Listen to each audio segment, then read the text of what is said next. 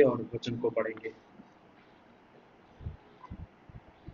फिर उसने उनसे एक दृष्टांत कहा, क्या अंधा अंधे को मार्ग बता सकता है? क्या दोनों गड्ढे में नहीं गिरेंगे? चेला अपने गुरु से बड़ा नहीं, परंतु जो कोई सिद्ध होगा वह अपने गुरु के समान होगा। तो अपने भाई की आंख के तिनके को क्यों देखता है और अपनी ही आंख का लट्ठा तुझे नहीं सूझता? जब तू अपनी ही आंख का लट्ठा नहीं देखता तो अपने भाई से कैसे कह सकता है, हे भाई ठहर जा, तेरी आंख से तिनके को निकाल दूं? हे कपटी, पहले अपनी आंख से लट्ठा निकाल, तब जो तिनका तेरे भाई की आंख में है उसे भली भांति देख कर निकाल सकेगा। कोई अच्छा पेड़ नहीं जो निकम्मा फल लाए, और ना तो कोई निकम्मा पेड़ है जो अच्छा फल लाए। हर एक पेड़ अपने फल से पहचाना जाता है, क्योंकि लोग झाड़ियों से अंजीर नहीं तोड़ते और न झड़बेरी से अंगूर। भला मनुष्य अपने मन के भले भंडार से भली बातें निकालता है, और बुरा मनुष्य अपने मन के बुरे भंडार से बुरी बातें निकालता है, क्योंकि जो मन में भरा है वही उसके मुंह पर आता है। जब तुम मेरा कहना नहीं मानते तो क्यों मुझे हे प्रभु कहते हो?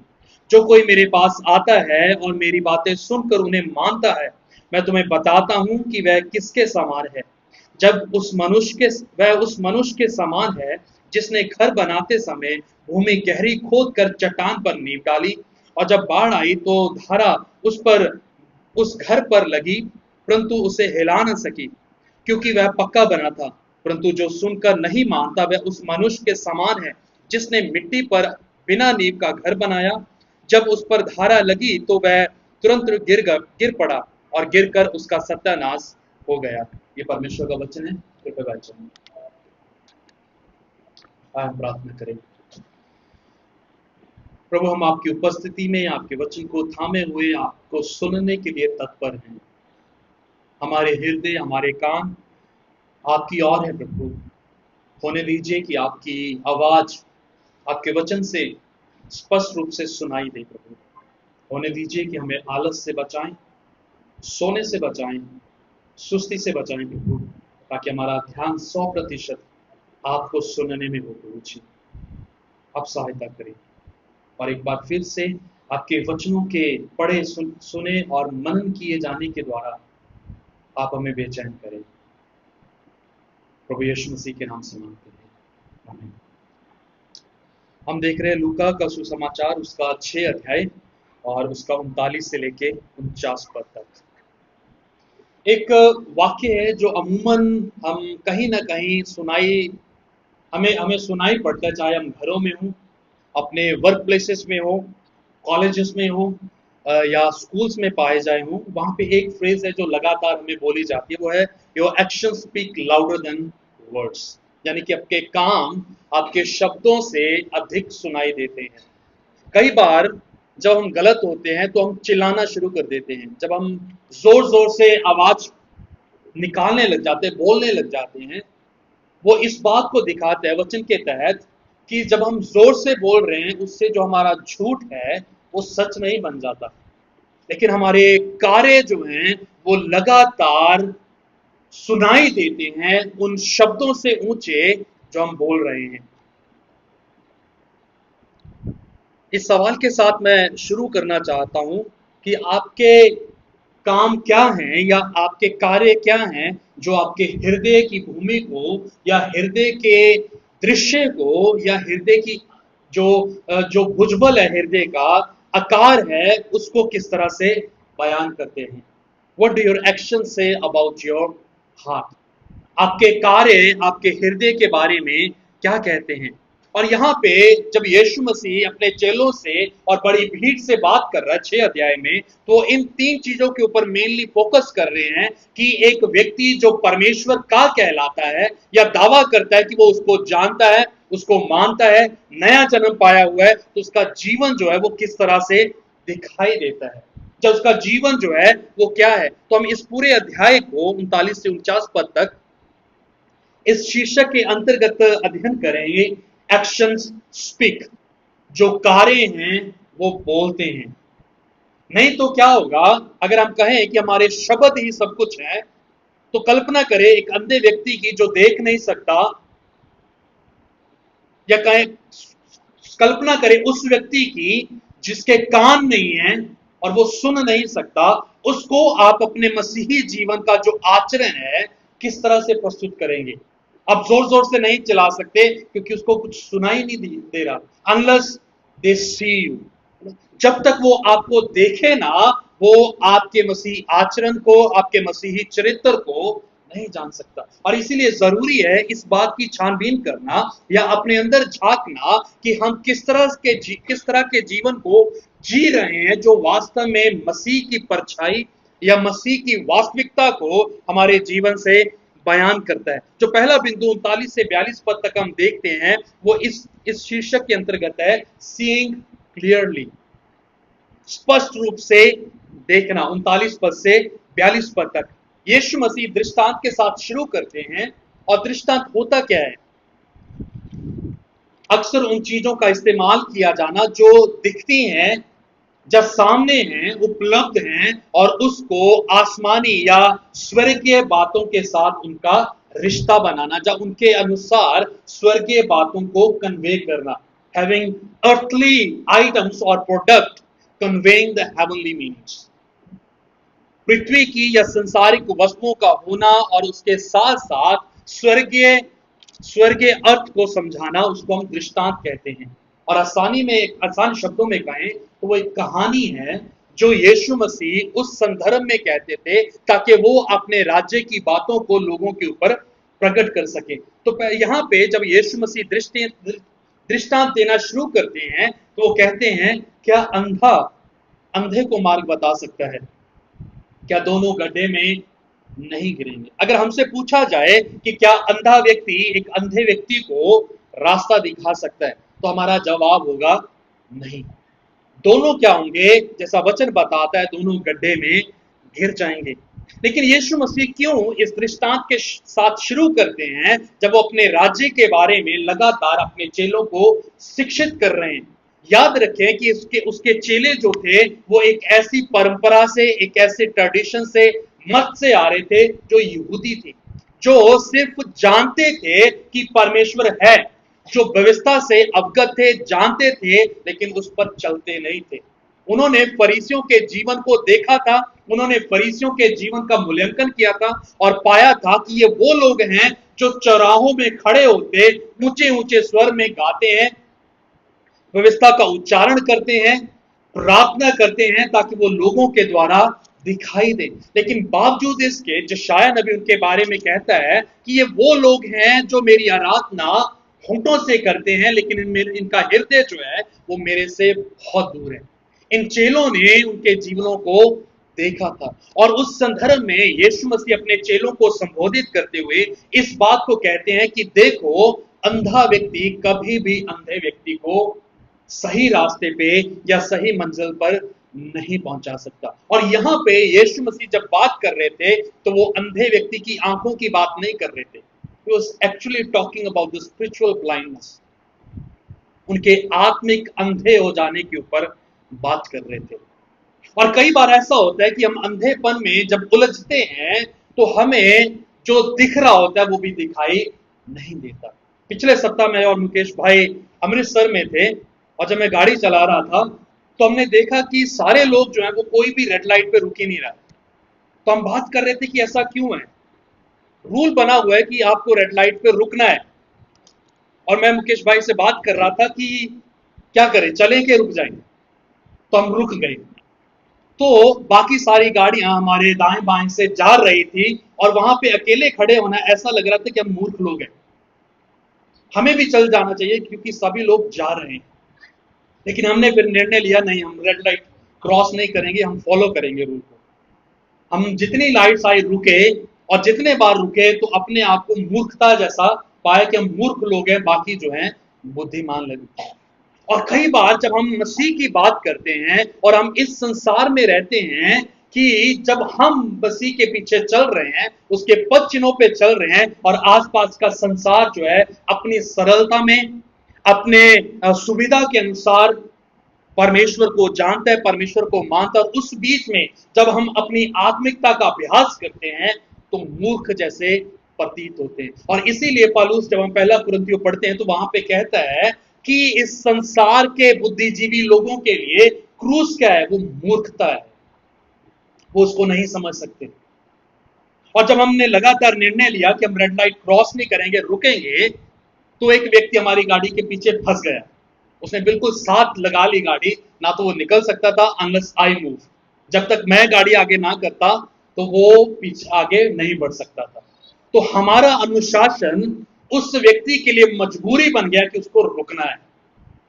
कहने का अर्थ जो मैं कहना चाह रहा हूं वो ये है कि जब हम अपने अनुशासित जीवन जो मसीह में है उसको जिएंगे, we will take many to the Lord. बहुत होंगे जो हमारे आचरण को, हमारे जीवन को देखकर परमेश्वर में आ जाएंगे। लेकिन होता क्या है यहाँ पे? यीशु मसीह कह रहे हैं, इसके विपरीत हो क्या रहा है? वो कहते हैं कि तू अपनी आंख का जो लट्ठा है उसको नहीं निकाल रहा, लेकिन दूसरों को दोष दे रहा है।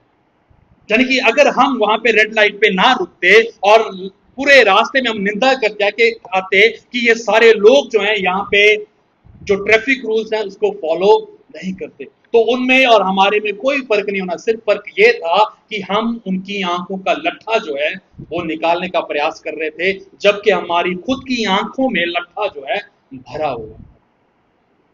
दुर्भाग्य की बात है कि हम एक ऐसे वातावरण में पल रहे हैं, जी रहे हैं, जहां पे हम यीशु को मानते तो हैं, यीशु मसीह के होने का दावा कर रहे हैं, but then we don't put his word into practice. हम उसके वचनों को अपने अभ्यास में नहीं लेते। और दुर्भाग्य है कि वी नो गॉड, हम परमेश्वर को जानते हैं लेकिन उसको मानते नहीं। We don't walk what we talk. जो हम बोलते हैं उसके अनुसार हम चलते नहीं। और इसीलिए यीशु मसीह अपने चेलों को इस बात के लिए प्रेरित करता है कि स्पष्ट रूप से देखो, देखो कि तुम्हारे अंदर आत्मिक रूप से कितना अंधापन जो है वो छा गया है। और इजरायली लोग, मैं सोचता हूं कि हमारे लिए सबसे बड़ा उदाहरण है, जो लगातार इस चीज को जिए जा रहे थे कि कुछ भी हो, हम अपने मन में अपनी आस्था के द्वारा अपने जो करना हमें करना है उसके अनुसार चलते रहेंगे, and God will be our God. परमेश्वर जो है वो हमारा परमेश्वर बना रहेगा। पुराना नियम जो है इस बात का गवाह है कि कितने बार परमेश्वर के लोग परमेश्वर को जानते हुए, व्यवस्था को पाए हुए उससे भटकते रहे। और इब्रानियों का लेखक इस बात को बार बार कहते हैं कि आज जब तुम परमेश्वर के वचन को सुनो तो अपने हृदय को कठोर मत करना, मत करना, क्योंकि बहुत आसान है। हम जब परमेश्वर के भवन में आते हैं, मैं सोचता हूं कि अधिकतर लोग हम ऐसे होंगे जो अपने हृदय को कठोर करके बैठते हैं कि मैं सही हूं। देयर इज अ डेंजर जब हम इस बात को कहते हैं कि मैं सही हूं। परमेश्वर कहता है यहां पे कि इससे पहले कि तू दूसरे की आंख का लट्ठा निकाले, जांच ले कि तू खुद कितना परमेश्वर में सही है। 37 और 38 पद में पिछले सप्ताह हम पढ़ रहे थे, वहां पे वचन कह रहा था कि तुम दोष ना लगाओ क्योंकि तुम्हारे ऊपर दोष लगाया जाएगा। Unless you live a life according to the word, you have no authority, you have no right to जज एनीवन एल्स। जब तक आप परमेश्वर के वचनों के अनुसार अपने जीवन को नहीं जी रहे, तो आपके पास मानो कोई अधिकार नहीं बन जाता कि आप दूसरों को गलत करें। और यहां पे फरीसी लोग क्या कर रहे थे? लगातार दूसरों के अंधेपन को देख रहे थे और दूसरों को चंगाइयां दे रहे थे, लेकिन खुद वो कितना परमेश्वर से दूर हो चुके थे उसका एहसास नहीं हुआ। और दुख की बात यह है कि आज के समय में बहुत सारे मसीह लोग ऐसे हैं जो अंधे हो चुके हैं, जिनको परमेश्वर का वचन तो पहुंचता है लेकिन असर नहीं करता। ये मानो परमेश्वर की तरफ से न्याय है उन लोगों के लिए, जैसा यशायाह नबी 6 अध्याय में लिखा गया था कि तू तब तक प्रचार करता रहे जब तक कि ये सुनना छोड़ नहीं देते। ये सुनेंगे लेकिन सुनेंगे नहीं, ये देखेंगे लेकिन बूझेंगे नहीं। और मैं सोचता हूं कि हम उस समय में आज जी रहे हैं जहां पे कलीसिया में अटेंडेंस तो है लेकिन अनुशासन या आज्ञाकारिता जो है वो नहीं है। और यहाँ पे यीशु कह रहे हैं कि तुम अपने आप को जांच लो। और 42 पद कहते हैं, जब तू अपनी ही आंख का लट्ठा नहीं देखता तो अपने भाई से कैसे कह सकता है, हे भाई ठहर जा, तेरी आंख से तिनके को निकाल दूं। और यीशु मसीह उसके लिए एक शब्द का इस्तेमाल करते हैं। क्या शब्द है जो पहली बार लूका के सुसमाचार में इस्तेमाल कर रहे हैं? यीशु मसीह कहते हैं, हे कपटी, हे कपटी, तू अब पहले अपने आंख से लट्ठा निकाल, तब जो तिनका तेरे भाई की आंख में है उसे भली भांति देख कर निकाल सकेगा। The majority of the people following God are कपटी। अधिकतर लोग जो यीशु मसीह का अनुसरण करते हैं या यीशु मसीह के पीछे चलने का दावा करते हैं, वो कोई और नहीं परंतु कपटी, पखंडी हैं, जो सिर्फ संसार को देखकर अपने जीवन को एडजस्ट कर लेते हैं दिखाने के लिए कि हम धर्मी हैं, लेकिन deep down in their lives they are corrupted. उनके जीवन में अगर हम झांकेंगे गहराई में उतरकर तो पाएंगे कि वो भ्रष्ट हुए लोग हैं। और दुख की बात यह है कि वो लगातार उसी वास्तविकता में जीते रहते हैं। ये मानो ऐसा है कि अगर आंख का ऑपरेशन करने वाला डॉक्टर अंधा हो और वो आंखों का ऑपरेशन करने चला जाए, क्या होगा? वो क्या करेगा? जो भी करेगा भयानक करेगा। तो हम जो प्रभु के लोग हैं, जो इस बात का दावा करते हैं कि हम प्रभु के लोग हैं, डू वी सी क्लियरली, क्या हम स्पष्ट रूप से देख पा रहे हैं हु वी आर एक्चुअली? हम वास्तव में क्या हैं, क्या हम देख पा रहे हैं? हमारा कंपैरिजन जो है, हमारी तुलना जो है, वो पास में बैठे हुए व्यक्ति के साथ नहीं है। मेरी तुलना भाई मुकेश के साथ नहीं है या भाई पीटर के साथ नहीं है कि वो कितना धर्मी है। मेरी तुलना जो है वो स्वर्ग में विराजमान परमेश्वर के साथ है कि मेरा परमेश्वर कितना धर्मी और मैं कितना ही भ्रष्ट हूं। यशायाह नबी इस बात का गवाह है, इस बात की पुष्टि करता है, जो अभी तक सोच रहा था कि मैं बहुतों से अच्छा हूं, मैं उस जैसा नहीं हूं, मैं उससे अच्छा हूं, लेकिन जैसे उसका सामना 6 अध्याय यशायाह की पुस्तक में परमेश्वर के साथ हुआ, जो अपनी पूरी पवित्रताई में बैठा हुआ था, भुजबल से भरा हुआ था, और परमेश्वर को देखा कि परमेश्वर कितना पवित्र है, तो यशायाह के ये शब्द है कि मैं तो अभागा हूं, मैं तो तुच्छ व्यक्ति हूं, मेरे जितना दंडित, मेरे जितना अभागा, शर्मिंदगी से लथपथ व्यक्ति कोई नहीं है। We know our sins only when we encounter the Holy God. हम अपने पापों को तब ही जान पाते हैं जब हमारा सामना पवित्र परमेश्वर से होते हैं, otherwise we will keep comparing ourselves with others. अन्यथा क्या होगा? हम लगातार अपने जीवनों की तुलना जो है व्यक्तियों से करते रहेंगे। इब्रानियों 12 अध्याय जब हम पढ़ते, वहां पे पहले और दूसरे पद में लिखा है कि जबकि तुम्हारे सामने गवाहियों का बड़ा बादल है, तब भी तुम क्या करो? अपनी निगाहों को यीशु मसीह के ऊपर लगाए रखो, जो तुम्हारे विश्वास का कर्ता और स्थापित करने वाला है। उनके सामने पूरा बादल था गवाहियों का 11 अध्याय में। अब्राहम योद्धा विश्वास का वहां पे था, दानियल, शद्रक, मेशक, अबेदनगो, सारे लोग जो थे वहां पे थे। बावजूद इसके लेकर कहता है ये तुम्हारा आदर्श नहीं है, तुम इनके जैसे मत बनो। Be like Christ. अपने अंदर झांको और उस अंधेपन की आत्मिकता को जांचो, कहीं ऐसा ना हो कि देर हो जाए और परमेश्वर का न्याय हम पर टूट पड़े और हम उसमें खत्म हो जाएं। अगर सबसे बड़ी जरूरत आज की जो है वो ये है कि मसीही लोग अपने अंदर झांकें, मसीही लोग अपने आप का मूल्यांकन करें। जब वो बिस्तर पे जाते हैं शाम को, तो इस बात को जांचें कि उन्होंने अपने जीवन को किस तरह से जिया। What did I do through the day? क्या किया मैंने पूरे दिन भर में? और आप पाएंगे अधिकतर चीजें आपने वो की होंगी जो परमेश्वर के लिए आदर, सम्मान, महिमा का कारण नहीं। आपने वो किया जो आपको अच्छा लग रहा था, आपने वो किया जो आपको खुशी दे रहा था, आपने वो किया जो आपको संतुष्टि दे रहा था, but there was no God at all. उसमें परमेश्वर जो था है ही नहीं। और इसलिए जरूरी है कि परमेश्वर के लोग जो हैं वो इस बात को जांचें कि क्या उन्हें वास्तव में वो दिखाई दे रहा है जो परमेश्वर उन्हें दिखाई देना चाह रहा है या दिखाना चाह रहा है। पत्रियों में लिखा है कि इस संसार के परमेश्वर ने लोगों की आंखों को अंधा कर दिया है ताकि वो देख ना सके। It is a sad reality.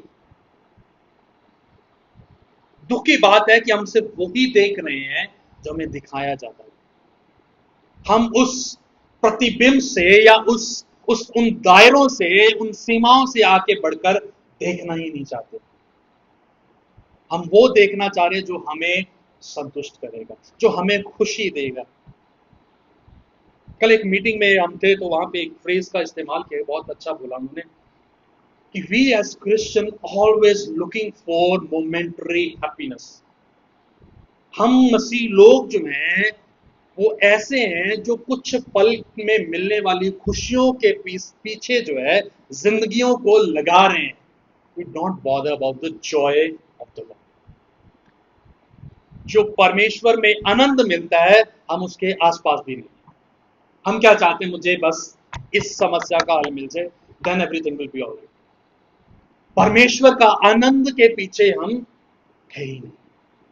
क्यों नहीं है? क्योंकि हम जो हैं कहीं ना कहीं आत्मिक रूप से, आध्यात्मिक रूप से अंधे हो गए हैं कि हमें दिखाई नहीं पड़ रहा। अंधे व्यक्ति की सीमाएं क्या होती हैं? वो कहां तक वार कर सकता है या कहां तक देख सकता है? जहां तक उसकी लाठी जाएगी, जहां तक वो छू सकेगा। और हम अंधे व्यक्ति हो चुके हैं मसीह में कि हम सिर्फ अपने दायरे को सीमित कर चुके हैं और उससे पार जाके हम परमेश्वर के अद्भुत भुजबल को देख ही नहीं पा रहे। और परमेश्वर कह रहा है कि यदि यही रहा तो अंधा व्यक्ति अंधे को क्या ले जाएगा? गड्ढे में ले जाएगा। दूसरी बात जो यहां पे यीशु करते हैं वो कहते हैं स्पीकिंग ऑनेस्टली, ईमानदारी से बोलना। 43 से 45 पद तक यहाँ पे कहते हैं कि कोई अच्छा पेड़ नहीं जो निकम्मा फल लाए और ना कोई निकम्मा पेड़ है जो अच्छा फल लाए। हर एक पेड़ अपने फल से पहचाना जाता है, क्योंकि लोग झाड़ियों से अंजीर नहीं तोड़ते, ना झड़ बेरी से अंगूर।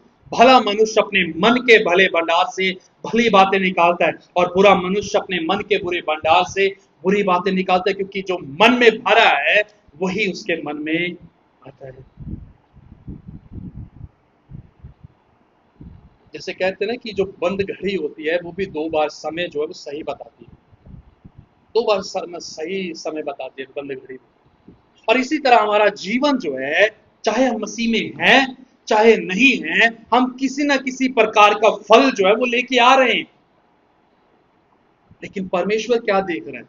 परमेश्वर का राज्य में आने वाले वो सारे लोग जो इस बात का दावा करते हैं कि यीशु मसीह मेरा प्रभु है, मैं उसका चेला हूं, मैं उसकी संतान हूं और उसके द्वारा मुझे अधिकार मिला है कि मैं अब्बा पिता स्वर्ग के परमेश्वर को कह सकूं। यदि मैं फल लेके नहीं आ रहा उसके accordingly, what I am actually doing, I am bearing a bad fruit. अगर मैं सही फल नहीं लेके आ रहा तो क्या कर रहा हूं? मैं बुरा फल लेके आ रहा हूं। और आप देखेंगे जब आप खेत में जाएंगे तो अगर आप फल उगाएं ना उगाए, कोई बीज अच्छा बोए ना बोए, लेकिन झाड़ियां कांटों वाली वो अपने आप उगाती। जब बच्चा छोटा होता है तो उसको कभी भी नहीं बताया जाता कि तुझे झूठ बोलना है, बट देन ही पिकअप, वो बोलता है झूठ। वो रोना भी सीख जाता है, आंख मिचोली खेलना सीख जाता है। कहां से? Because he is observing his parents. वो अपने माता पिता के आचरण को, उनकी उनके व्यवहार को देख रहा है और उसी की परछाई में बच्चा जो है सब कुछ करने लग जाता है। और इसीलिए हम कहते हैं कि ये बच्चा जो है अपनी माँ पे गए, ये अपने बाप पे गए, इसकी सारी हरकतें वही हैं, क्योंकि उसने देखा है। जो देखेगा वही करेगा। और यहाँ पे वचन बता रहा है कि तुम जिस तरह का पेड़ होगे उसी तरह का फल जो है तुम्हें लगेगा। स्पीकिंग ऑनेस्टली, किस तरह का फ्रूट जो है, किस तरह का फल हम मसीह आचरण में लेके आ रहे हैं। और जिस तरह से समराइज किया गया है इन सारे पदों को, 43 से 45 पद को एक वाक्य में, जो 45 पद के लास्ट में लिखा हुआ, वहां पे लिखा है क्योंकि जो मन में भरा है वही उसके मुंह पर, जो मन में भरा है वही उस पर। किसी व्यक्ति ने कहा था कि अगर आप किसी व्यक्ति के कैरेक्टर को जांचना चाहते हैं, चरित्र को देखना चाहते हैं कि वो व्यक्ति वास्तव में है कैसा, उसको गुस्सा दिलाओ, और जब वो गुस्सा करेगा उसका जो अंदर भरा हुआ है इट विल कम आउट, पता चल जाएगा कि वो वास्तव में है। क्योंकि अगर वो गुस्से में भी अपनी अपनी अपनी नम्रता को, अपने शब्दों के चुनाव को सही रख सकता है, तो आप देखेंगे कि वो उसका सही चरित्र है। क्षमा चाहूंगा मैं कठोर शब्दों का इस्तेमाल करूं, बट दैट इज रियलिटी। हम जो हैं यही है। हमारा क्रोध, हमारा गुस्सा जो है वो हमारा चरित्र है। जब हमें क्रोध आता है हम कैसे भड़क जाते हैं, कैसे रिएक्ट करते हैं चीजों को देखकर, वो हमारा असली चरित्र है। बाकी समय तो हम एडजस्टमेंट कर रहे हैं, बाकी समय में परिस्थितियों के हिसाब से हम चल रहे हैं कि कोई बात नहीं, ये कर दिया वो कर दिया, हम सामान्य से चीजों को करते जा रहे हैं। But then when things get bad to worse, जब चीजें बुरे से बदतर की ओर चली जाती हैं, then our true character is being revealed, तब हमारा असली चरित्र जो है सामने आता है। और यीशु क्या कह रहे हैं अपने चेलों को, क्योंकि जो मन में भरा है वही उसके मुंह पर होगा। और मैं सोचता हूं कि हमें जांचने की अपने आप को जरूरत है कि मेरे मन में क्या है, क्या है मेरे मन में जो बाहर निकलेगा। परमेश्वर के वचन, परमेश्वर का गुणगान, परमेश्वर की स्तुति महिमा, परमेश्वर का आचरण क्या है मुझ में भरा हुआ। We are the people of the words that we speak, we are the people of the choices that we make. वो सारे शब्द जिनका उच्चारण हम करते हैं उसी के आधार पर बने हुए हम लोग हैं। जो चुनाव हम प्रतिदिन करते हैं उसी पे आधारित बने हुए लोग हम बन चुके हैं। किसी ने नहीं बनाया हमें, मैंने खुद अपने आप को ऐसा बनाया। मैंने चुनाव किया कि मैं अपने आप को किस तरह से भरूंगा, क्या भर रहा हूं मैं अपने आप में। जब भजन 23 पढ़ते हैं वहां पे लिखा हुआ है, दाऊद कहते हैं कि मेरा प्याला उमड़ रहा है, उमड़ रहा है मेरा प्याला। और आगे जब पढ़ते हैं वहां पे लिखा है कि प्रभु की करुणा और परमेश्वर की दया सदा मेरे साथ रहेगी, जिंदगी भर मेरा पीछा करेगी। मेरा प्याला उमड़ रहा है। हमारा प्याला किस चीजों से उमड़ रहा है? पाप के साथ, बुराई के साथ, बुरे शब्दों के साथ, अब्यूजिव लैंग्वेज के साथ, बुराई के साथ, निंदा के साथ, चुगली के साथ, वैर विरोध के साथ, बुरी बातों के साथ, बुरे चरित्र के साथ। किन चीजों से भरा हुआ है मेरा? जो मेरे हृदय में होगा वो मेरी जुबान पर होगा। और इस चीज को जांचना बहुत जरूरी है कि हम वचन के तहत अपने आप को जांचें। बहुत बार हम इन चीजों को बहुत आसानी से ले लेते हैं, क्योंकि मसीही जीवन जो है वो एक ऐसा मानव जीवन है जहां से सबसे ज्यादा इजीली धोखा लोगों को मिल जाता है। लेकिन यीशु परमेश्वर जो है इस प्रिंसिपल को थ्रू आउट द बाइबल बताते हैं कि I am not interested what you look outside. मैं इसमें रुचि नहीं रखता कि आप बाहर से कितने अच्छे दिख रहे हैं, मैं रुचि रखता हूं तुम्हारे हृदय में। हृदय में तुम्हारे क्या चल रहा है? कौन बैठा है तुम्हारे हृदय में? इन चेलों के हृदय में अभी कौन था? सोचना चाहिए हम मसीह लोगों को जो इस बात का दावा करते हैं, क्योंकि बहुत बार हम अपने शब्दों से जो उच्चारण करते हैं, अपने शब्दों को जो बोलते हैं, वो हमारी असली रूप को दिखा रहा होता है। और इसीलिए हम जो बोलते हैं उसको ईमानदारी से अपने अपने आप को जांचते हुए जरूरी है कि हम बोलें। हम किस तरह से मसीही गवाही को लोगों के मध्य में रख रहे हैं, कैसे लोगों को दिखाते हैं।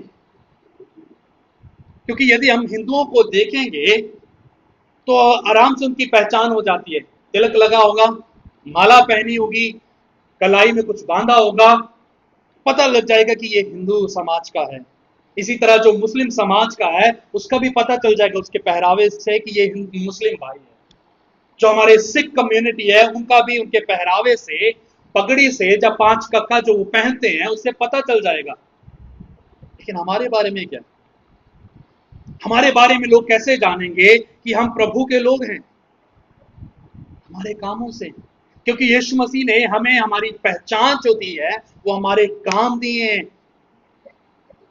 लेकिन दुख की बात है कि हमारे काम जो हैं वो इस बात की पुष्टि नहीं करते कि हम परमेश्वर के लोग हैं। नहीं करते हैं वो पुष्टि।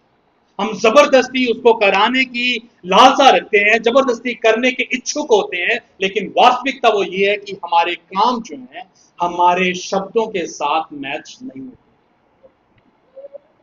आराधना में बड़ी बड़ी अच्छे से आराधना कर देना, रोने वाली आवाज निकाल देना, हाथ उठा लेना, आंसू ले आना अच्छा है, बट दैट्स नॉट एवरीथिंग। सब कुछ नहीं है वो। गाना गाना जो है वो मसीही जीवन नहीं है। छोटा सा मामूली सा हिस्सा है, मामूली सा हिस्सा है आराधना करना। लेकिन हम पूरे दिन भर में, पूरे सप्ताह में अपने जीवन को किस तरह से जी रहे हैं, वो है आत्मिक आराधना। तो इसलिए रोमियो की पत्री 12 अध्याय जब हम पढ़ते, पहला दूसरा अध्याय, वहां पे कहता है कि मैं तुमसे विनती करता हूं कि तुम अपने जीवनों को परमेश्वर को भावता हुआ पवित्र ग्रहण योग्य बलिदान चढ़ाओ, क्योंकि तुम्हारी परमेश्वर के लिए यही आत्मिक आराधना है। जो कुछ मन में है वो मुंह पर होगा।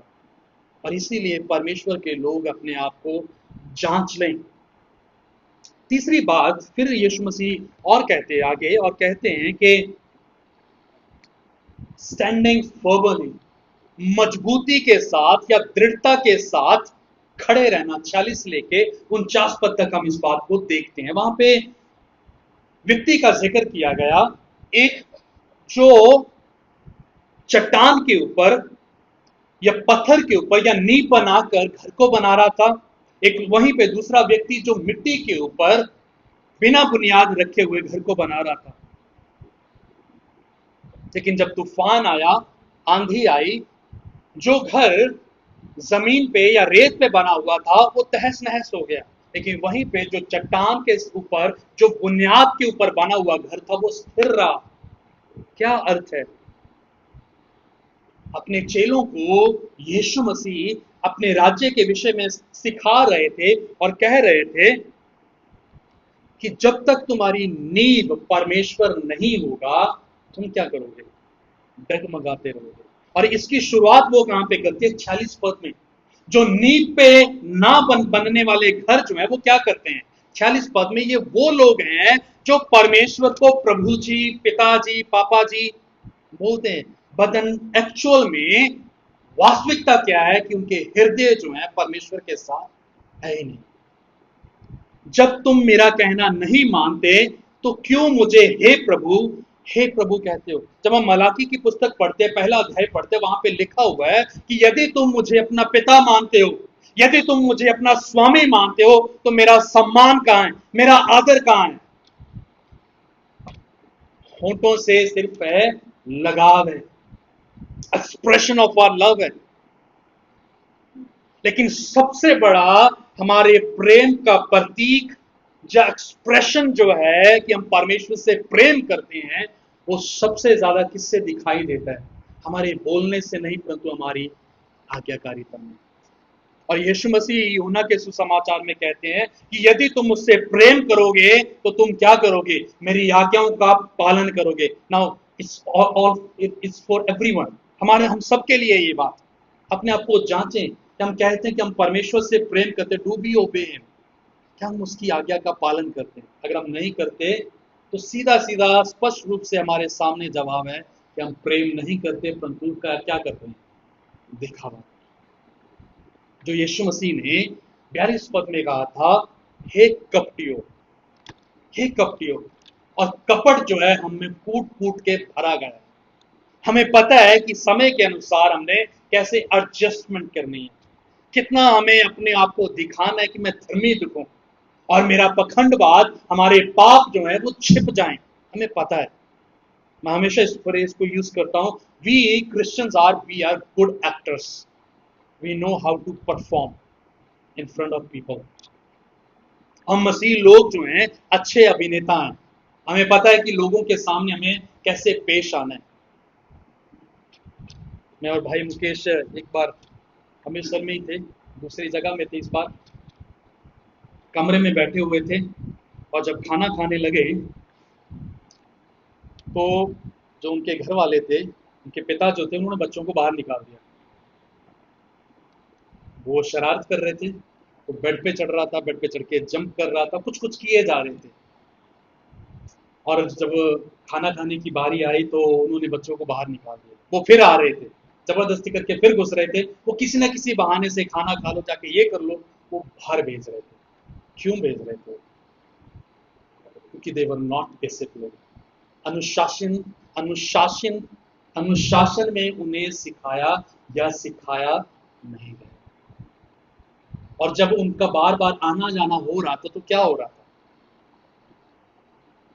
माता पिता का अनुशासनहीनता जो थी उसका पर्दाफाश हो।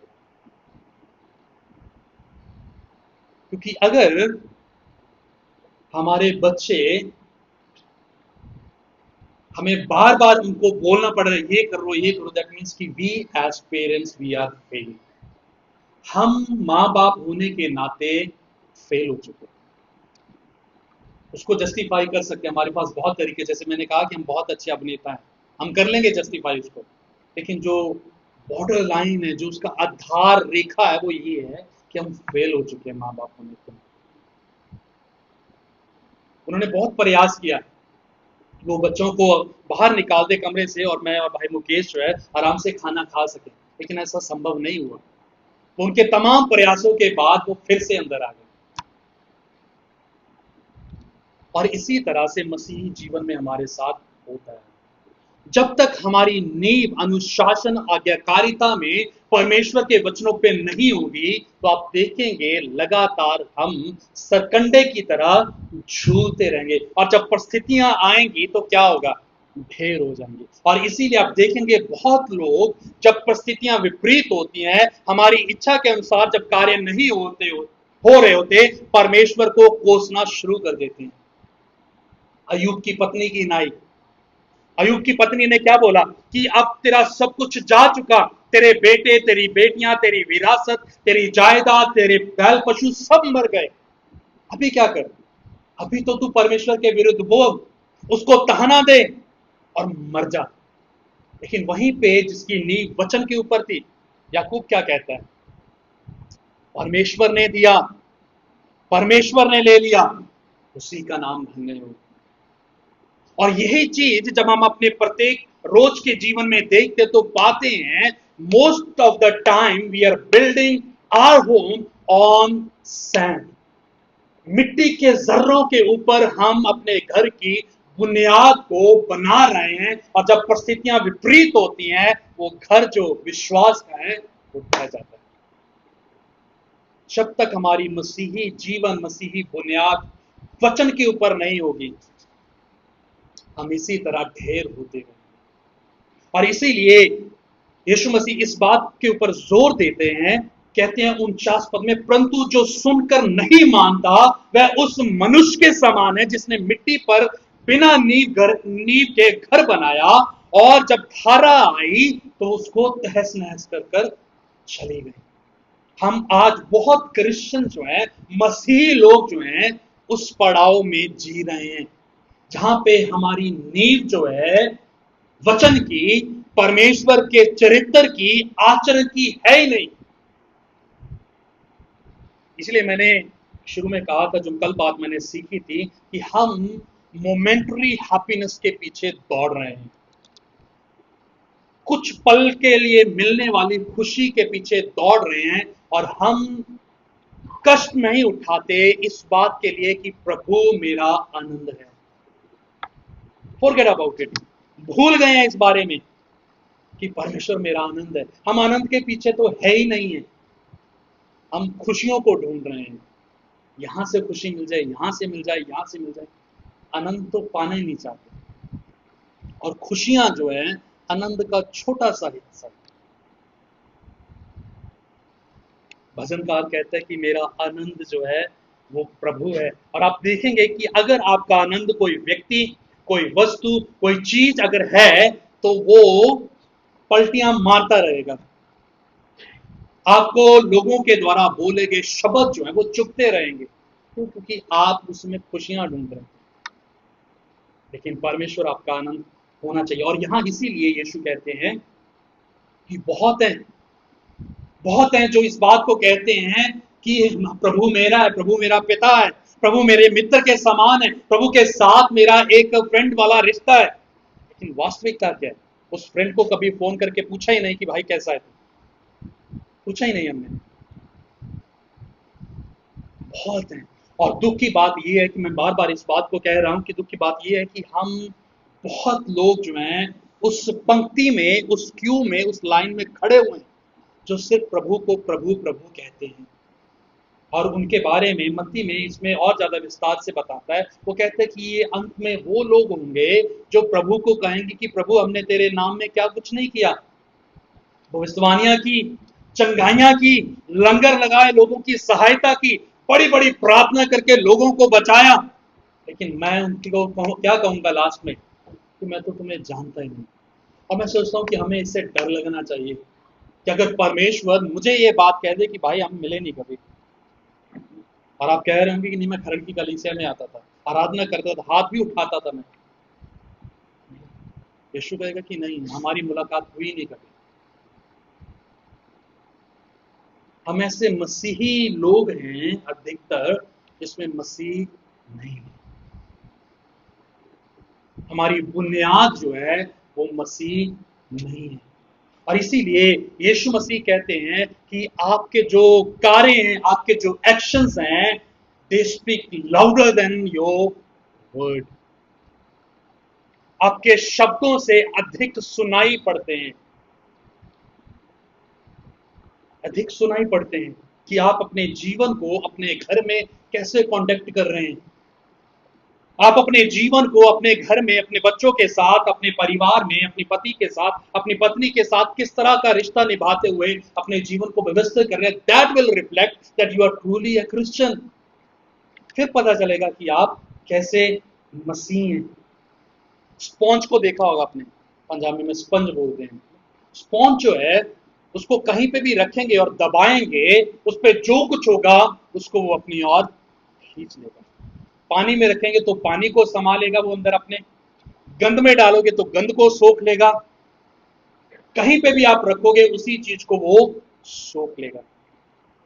और वो स्पंज जो है वो हमारा जीवन है, वो स्पंज जो है वो हमारा हृदय है। और उन हृदयों को, उस जीवन को हम कहां पे रखकर निचोड़ रहे हैं, सॉरी दबा रहे हैं, ताकि उसको सोख लिया जाए।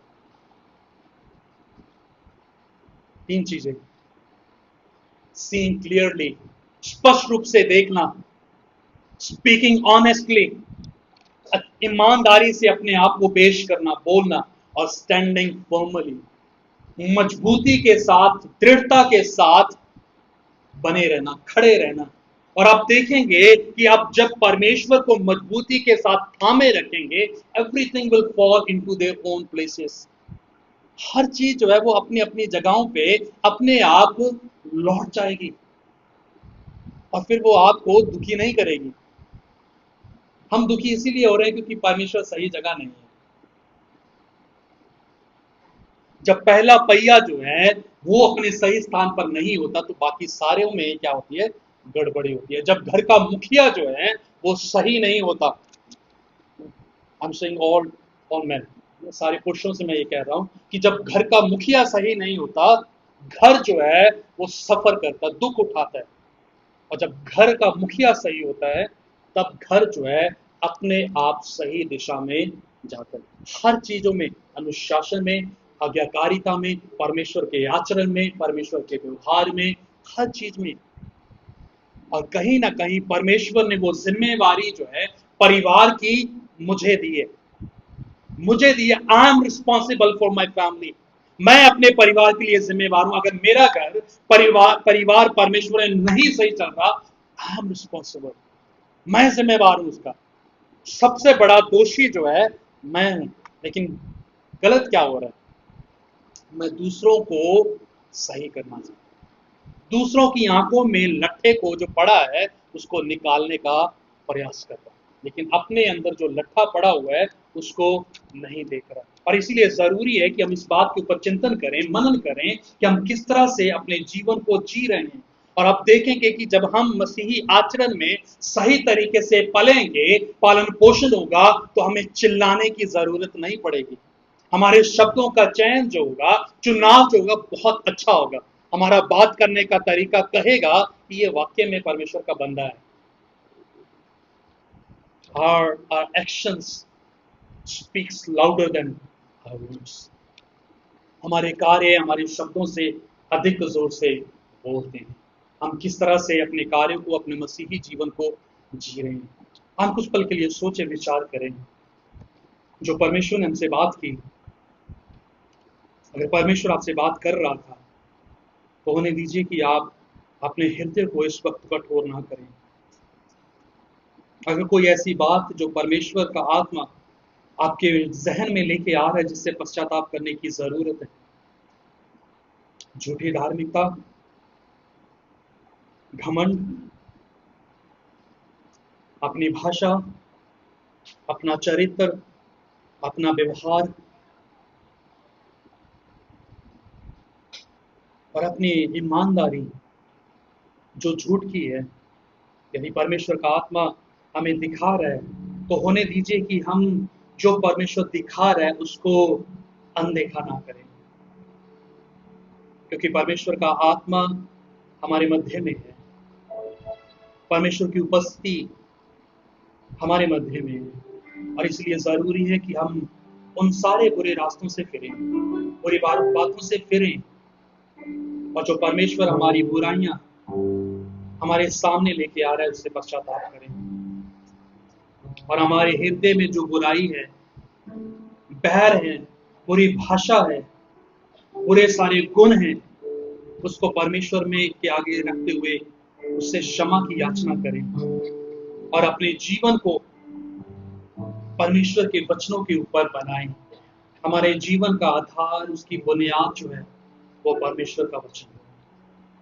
प्रभु, हम आपके सम्मुख हैं और आपसे विनती करते हैं, आपका धन्यवाद देते हैं कि आपके वचन सच्चे, पक्के और हमारे हृदय को छेदते हैं, जो हमें सुनने के लिए बेचैन और मजबूर करते हैं कि हम आपकी ओर रुख करें।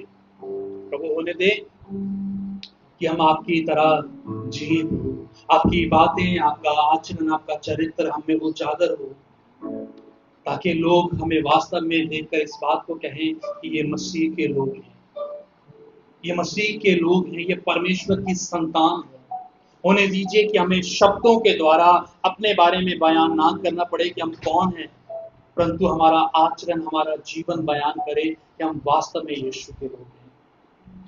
प्रभु, आपका वचन हमें लगातार पूरे सप्ताह के दौरान मिनिस्टर करे और आपकी आत्मा लगातार प्रभु हमें झिझोड़ती रहे, सिखाती रहे कि आपने हमारे लिए क्या किया। प्रभु यीशु मसीह के नाम से